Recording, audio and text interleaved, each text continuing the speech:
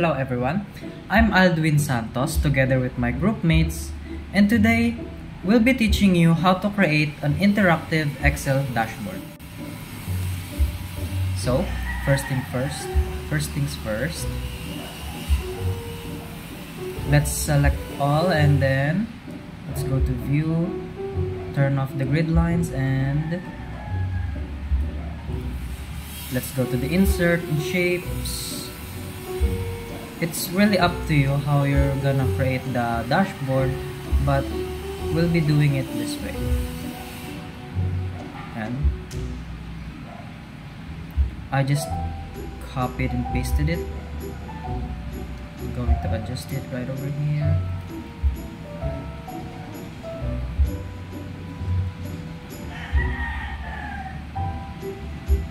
Trying to make this smaller.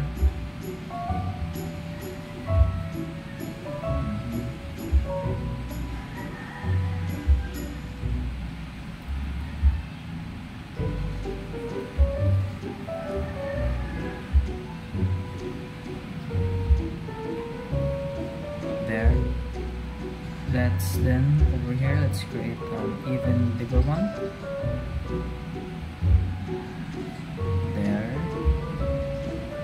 Oops.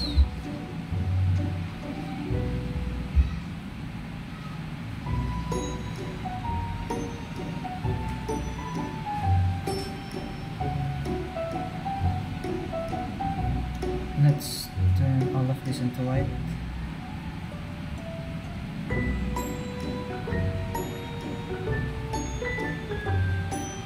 And shapes.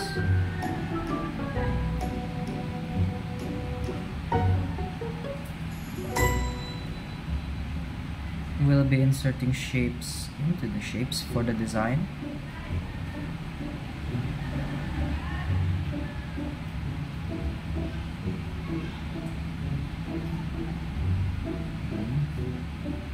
Copy paste.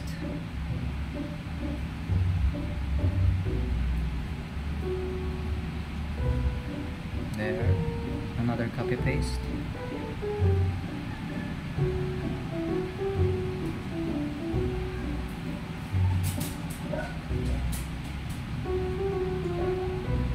Trying to delete that.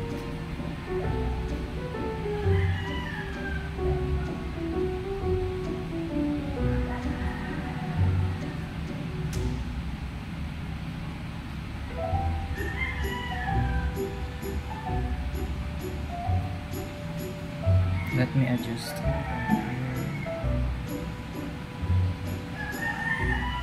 There.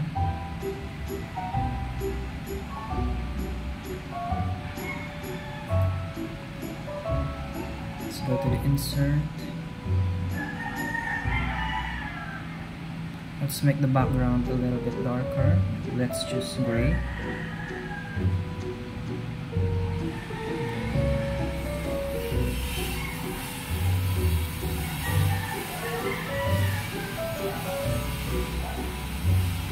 Again, you can choose your own design, but we'll do it this way.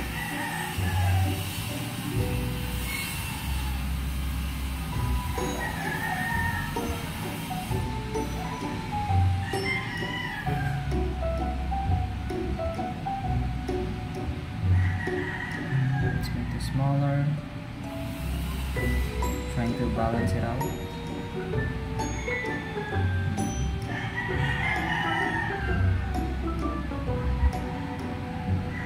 Make this white.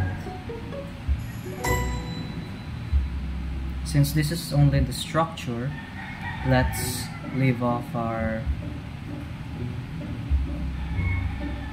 slicers.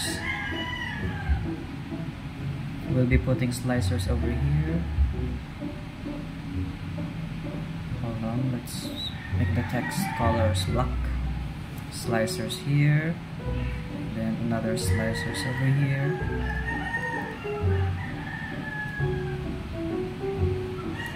Add filter per month here. Over here, middle. Hold on.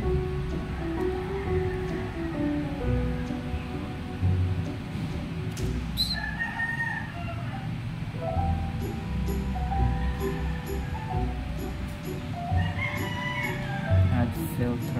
region. At the bottom, add filter per order here. Then for the title, let's make it bigger. Excel dashboard 2025.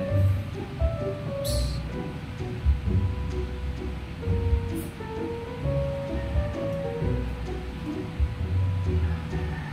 There.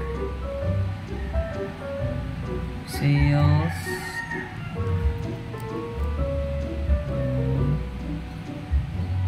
Number of customers. Sales per month. Here goes customers per month. And then profit per region.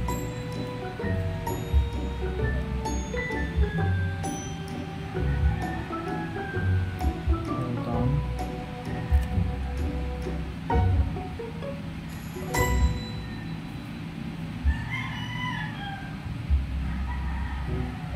I'm noticing that there are doubles. Let me just delete it.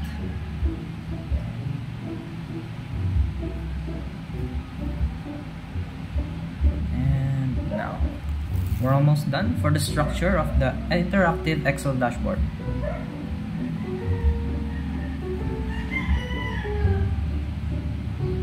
And there we go.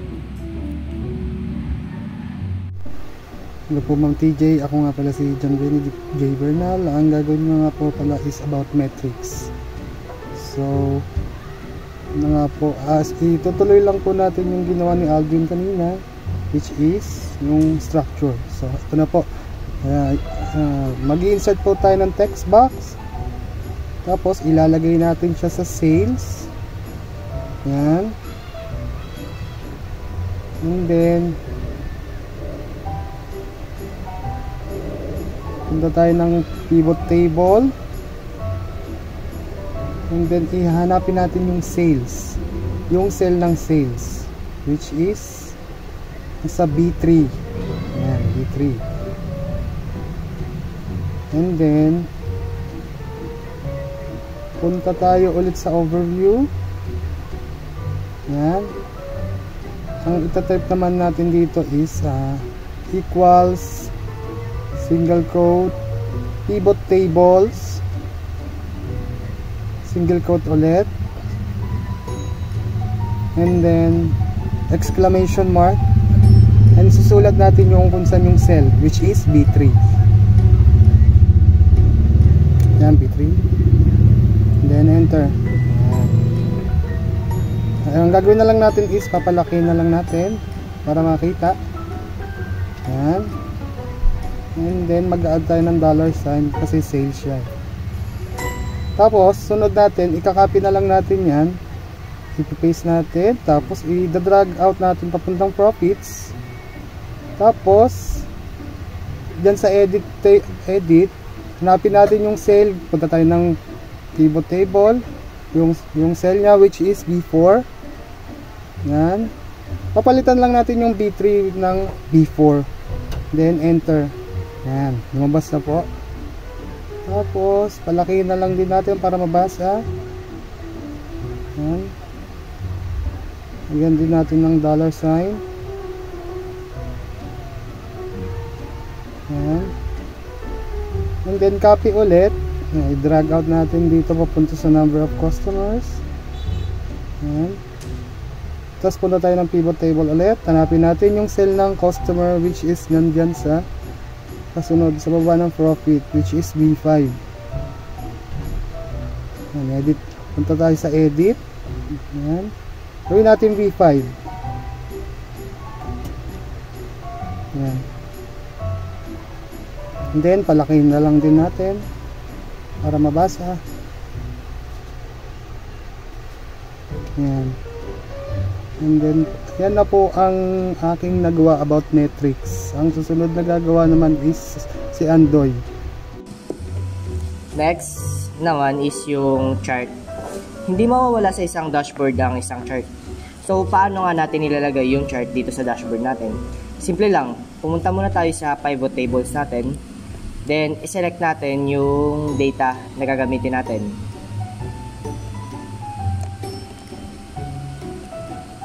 Pagka-select, pumunta sa insert. Tapos, piliin yung charts.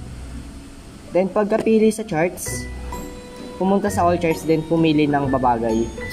Dito, sa chart na to, isa pipiliin natin is yung donut bar nga. Yan. Then pagkapili niyan, select data type. Then piliin to.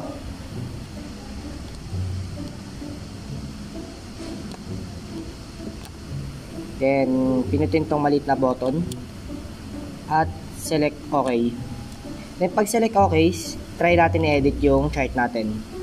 Tagalin natin chart title, lagyan natin ng data labels, tagalin natin yung legend. Then, pagka-edit, palakihin natin tong chart natin.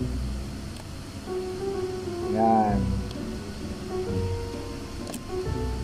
Then, pati yung labels, higit na natin, tas sa para na makikita natin siya.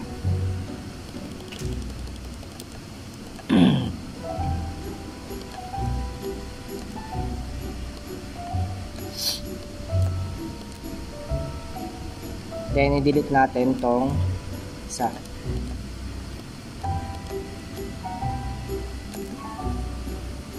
Tapos, ayusin natin.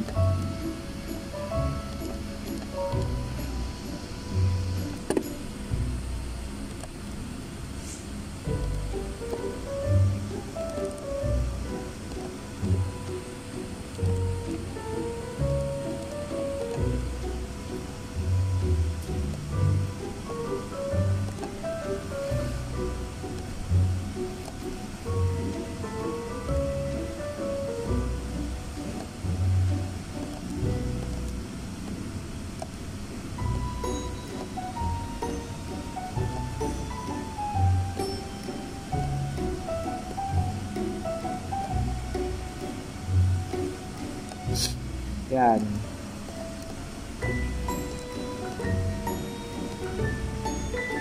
Then, lagay lang muna natin sa gilid. Sunod, para magawa naman yung iba pang ganito, try natin yung tinatawag na Ctrl D, which is yung duplicate nga nito. Then, drag natin pababa para may edit. Then, para maayos naman yung data niya, pinutin natin to. Punta sa chart design, select tong data, pili tong select data, tapos piliin to, then apply. Okay, then makikita na naman natin changes. Subukan ulit natin. Ctrl D, duplicate, select data, select mo yung data mismo.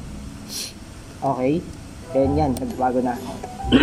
Next, paano naman natin lalagyan ng charts itong mga data na to? Select mo yung data na gagamitin natin, punta ulit sa insert, select nyo yung charts, tapos piliin ng all charts. Dito, piliin natin kung ano yung babagay sa kanya. Dito, gagamitin natin yung stock column. Pagka drag lang. Then, i-edit natin siya. Lagay natin yung chart title, lagay natin yung data labels. And yung, which is yung bottom lang. Yan.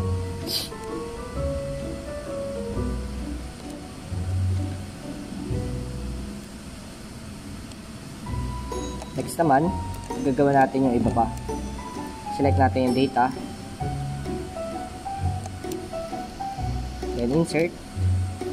Punta sa charts. Then piliin yung all charts. Tapos piliin kung ano yung babagay. Dito gagamitin natin yung line. Yan, nabago natin. Tapos try naman natin i-edit to. Tagalit natin yung chart title. Lagyan natin yung data labels. Yan.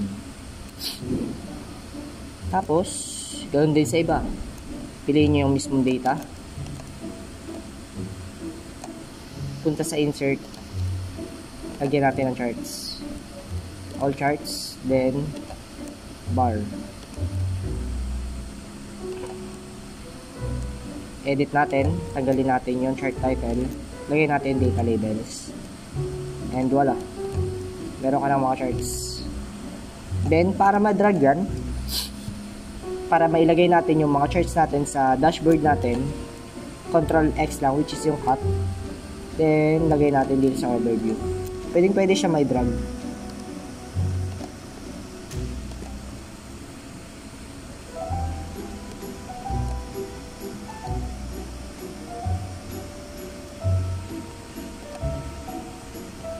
Yan.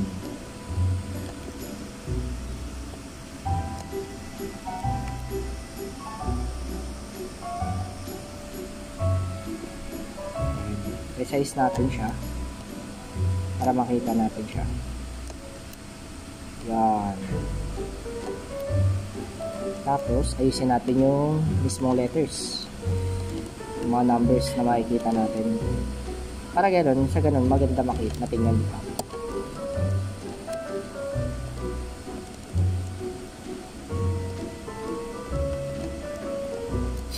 Yan. Then ganoon din gagawin natin sa iba.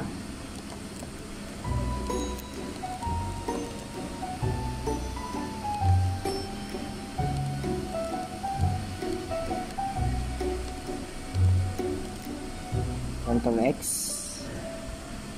Then punta sa overview. Then wala. Then drag natin siya. Tapos try natin i-resize. Yan.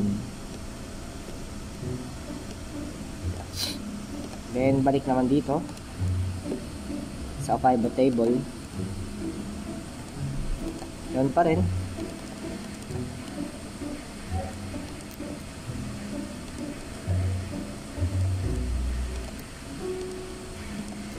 Ctrl X. Sa overview. Ctrl B.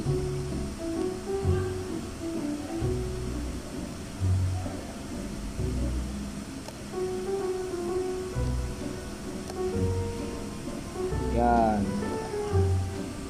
Then, balik ulit sa pivot tables. Ctrl X. Ctrl B.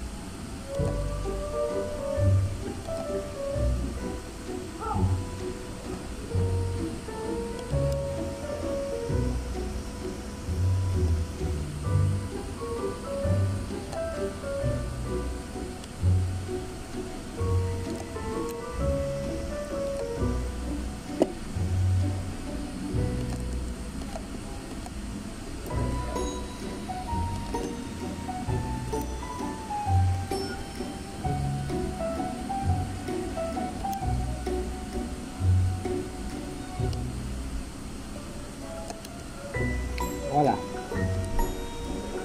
May mga charts na tayo sa ating dashboard. At yun lamang para sa paggawa ng charts dito sa dashboard natin. Okay, so good day po sa inyo. Ngayon naman, didiscuss ko kung paano mag-customize ng mga charts. So bakit nga ba ito importante? Para maging readable sa audience nyo at syempre, hindi masakit sa mata tingnan. So kung makikita nyo ngayon, yung chart ngayon is sobrang laki. So pwede natin yan palitan dito. I-right click nyo, format data series, and then do sa gap width. So pwede natin siyang liitan, or kung gusto nyo malaki, ganyan. Nakadepende sa preference nyo at ng audience nyo or yung company nyo, kung kanina kayo magpe-present. Then pwede rin siyang palitan ng mga kulay para magmukha siyang mas maganda sa mata. So gagamit tayo ng mga neutral colors. Yan.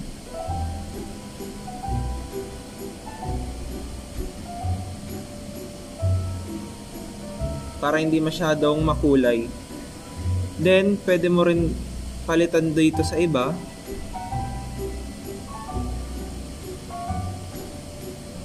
I-click nyo lang yung shape na ipo-format nyo, and then magpapalit na siya. Yan.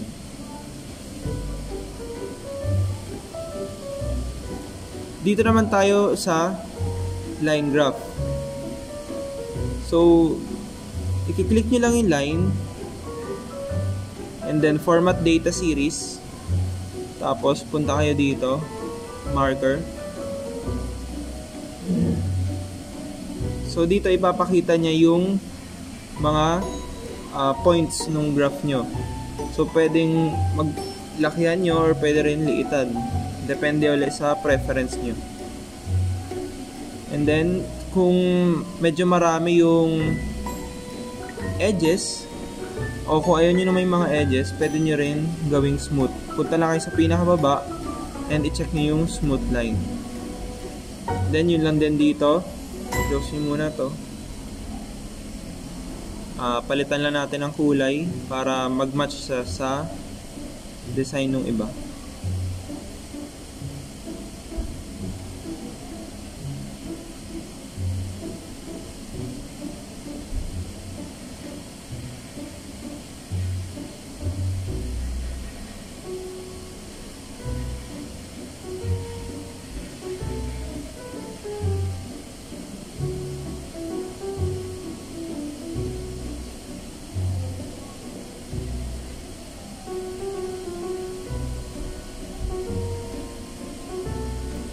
And yun lang po sa customization.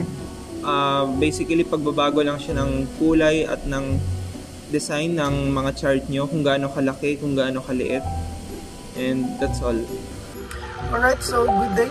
I am Mark Dennis G. Concha. Ang last step natin para sa ating dashboard ay ang slicers. Bakit nga ba natin kailangan ng slicers? So yung slicers, isa po siyang button na nagpipilter para sa pivot table at chart ng ating dashboard. Alright, so let's dig in. So punta lang po tayo sa pivot table, tsaka click one cell, and then punta po sa insert kung saan makikita yung slicer. Ayan, and click nyo po yung slicer.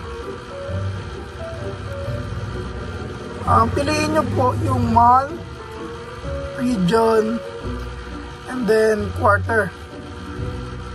And then yan, lalabas na po yung table ng month, region, and then quarter.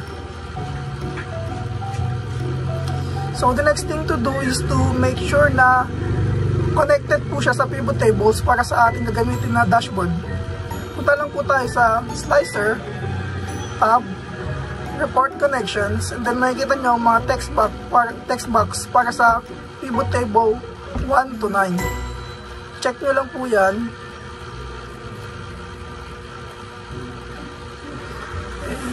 Okay, and then punta po tayo sa next table, which is the region, and then click the report connection.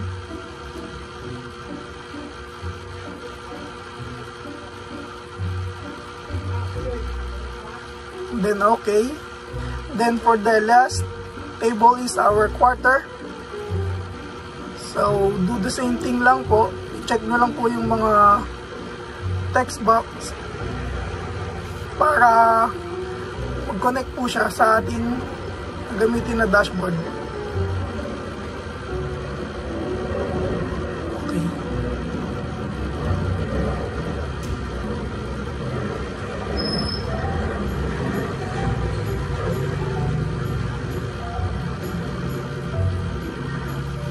Alright, so that's it. Connected na po siya. So that's it. Good day po. My name is Juan Carlos Eporato, and today po gagawin po natin yung last part ng ating paggawa ng interactive Excel dashboard, which is po ang paglalagay ng ating mga slicers na nagawa sa ating dashboard mismo. Ngayon nakikita po natin, nandito na po yung tatlo natin ginawang mga slicers. So ang gagawin na po natin is i-move po natin sila from sa ating mga pivot tables dito po sa ating overview, which is yung dashboard natin. So paano po natin magagawa yun? Madali lang po. Ang una po natin gagawin is i-select po natin yung mga slicers natin, and simple lang po, i-control X lang po natin or control C, mas maganda po yung control X, and then paste po natin siya sa ating dashboard. So ayan po, makikita na po natin siya dito. Pwede po natin siyang galawin dito sa dashboard, and then magagawin na po natin, salagay po natin siya dito sa may slicers. Isuzooming ko naman po para makita. So sa slicers, add filter per month here. So makita na po naman natin na month yung na-apektuhan nito. So itawag lang po natin siya. Pwede po natin siyang lakihan or lakihan yung width niya para magkasya po siya dun sa ating ginawang structure. Then ayan po, makita na po natin siya dito. Tapos gagawin din natin po yan dito sa dalawa pang nagtitira natin slicer. Isa-select na po natin silang dalawa, control X, and then ilalagay ulit sa atin sa overview or sa dashboard, and ayan na po silang dalawa. Tapos yung region sa mano, itong region, didrag natin dito sa region na structure, malakihin,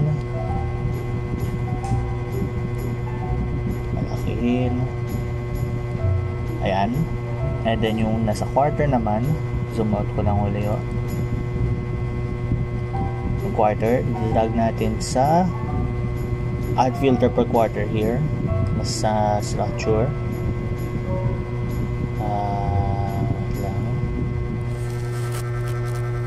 Ayan. Then lalakihan. And then ayan.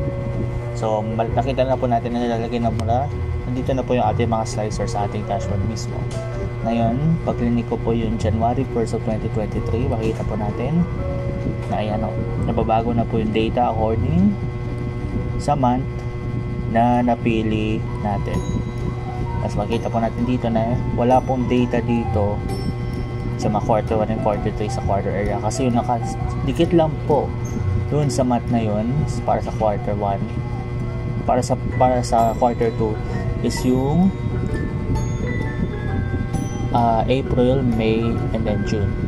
Yung January din di makikita pag ganyan. Mas para ma-deselect po yan, ang gagawin na po natin is clear filter doon mismo sa slicers. Nag-clear din natin yung filter sa quarter, then nagbalik na siya sa original state. Pwede gawin mo yan sa region. Select nyo po kada region, depende. Ayan ho. Then i-click din po yung clear filter, and then ayan ho. Pag click naman po natin yung quarter, makikita po natin sa month yung mga selectable lang po na months na nakatikit po sa quarter na yun. So ayan ho. So ayan po, tapos na po. Ito na po ang ending ng paggawa ng interactive Excel. Ito na po ang ending ng paggawa ng interactive Excel dashboard ng Group 1 po. And pag may katanungan po kayo, tanungin nyo lang po kami about sa mga details na need pa mga clarification, and that is all po. Thank you po for watching, and I hope we get to see you all next time po. Salamat po.